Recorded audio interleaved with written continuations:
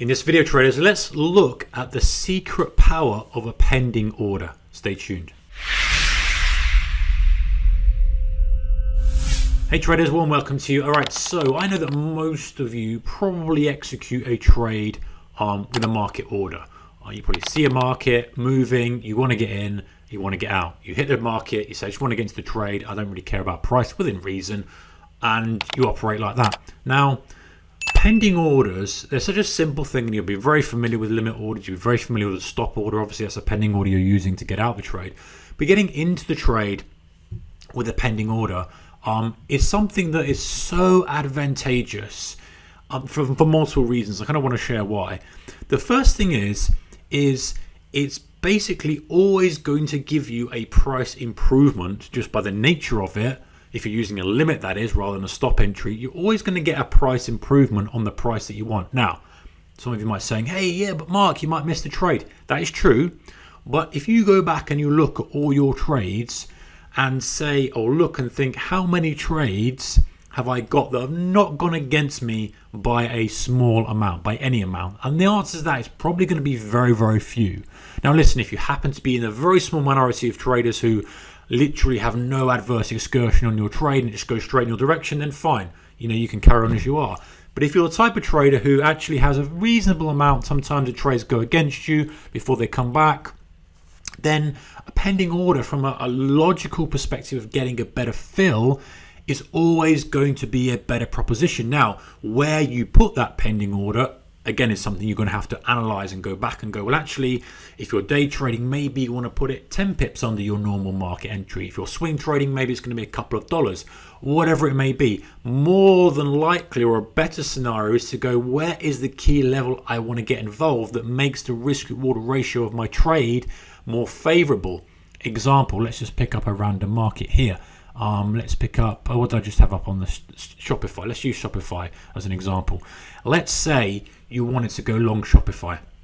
And let's say you're going to leverage, it's just pure example, guys. You're going to say, hey, I'm going to have a stop under that level. I'm going to have a stop under the 800. I'm going to put my stop at kind of 794. I think that it might go lower. I think it's still going to go back up and push higher, but I want to kind of come out. If we go below there and we break that range with significant, substantial movement, should I say, I want to come out. So rather than just kind of bidding into the market at 9-10 and going, oh, the market's, it's holding, it's doing well, a better option is to go, right, well, what level would I really like to be in this trade?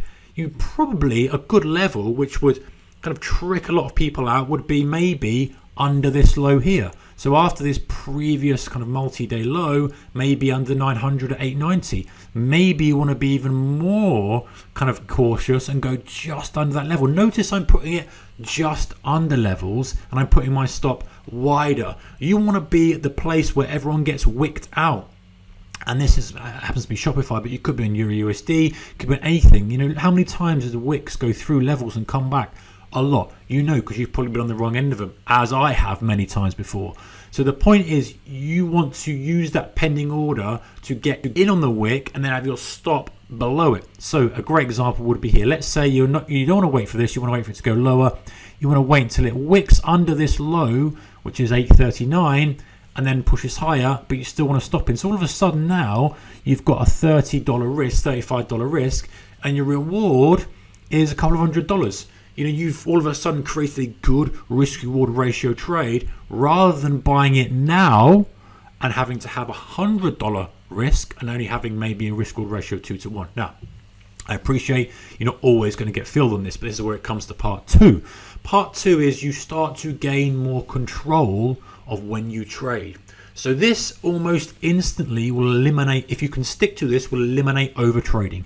If you are overtrading, being very cautious and careful about where you're entering the market, using limits means, hey, I put a limit in, bang. But what it means is that you're not instantly being put into the market. So you've got time to ponder and think and reflect if it's a position that you truly want. So you can go, yes, do I really want to be in that trade? Okay, maybe I do. Or actually, you know what? I don't particularly like that. I won't do it. So the impulse has no effect on your P&L. The impulse of, yeah, I'm going to get in. Yeah, I don't want to miss this. You no longer have that. Your impulse is just putting a pending order in. Unless the pending order is very close to the market, you're not going to get filled on it. So there's no detrimental effect to your P&L. So it will eliminate any of that over trading and, oh, I should have gone long, oh, I went short, I've been stopped, I've been that. You know, it just gives you time to think and be calm and be cautious about things. So it reduces the amount of trades you take, which for most of us is a good thing, guys, let's be honest.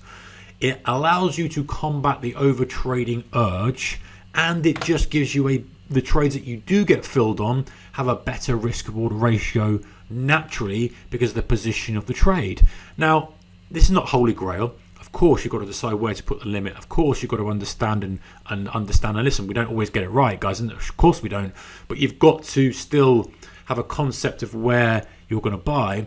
But here's something to think about. If you're buying where most people are getting stopped out, and then you put your stop even further away, you are putting yourself on the right side of the trade. Sure, sometimes the market's going to flush straight through, and it's going to fill you and ping you out straight away. That's the trade. But how many times have you seen the market go through lows, go through highs, any market? If I happen to have a stock or US stock up here, could be anything. Could be gold, could be crude, could be a GJ, anything.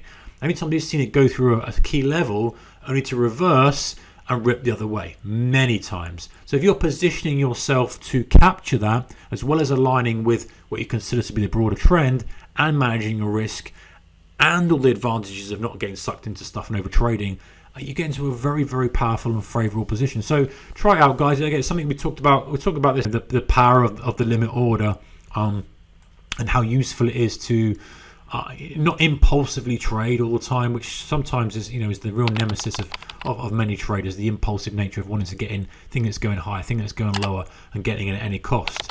The limit just allows you to throttle that back a little bit and take back control of your trading, and as a kind of nice side effect, you get better fills.